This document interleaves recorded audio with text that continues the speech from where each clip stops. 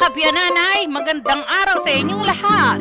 Kailangan ay laging masaya para masarap ang luto ni biyananay.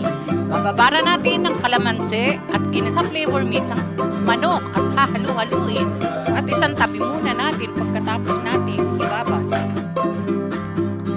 Iprito natin ang hotdog. Hanguin at isang tabi. Sunod ang bawang, sibuyas. Isang kutya natin ng manok. Halu-haluin. Ilagay ang sabaw ng mushroom. Takpan at palambutin. Mushroom, bell pepper at celery. Halu-haluin. Lagyan ng mixed veggies.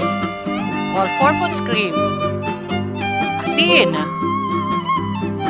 Paminta.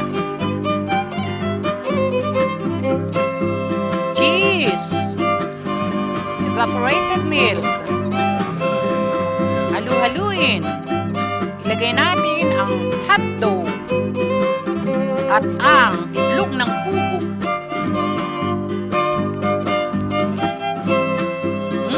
Sarap!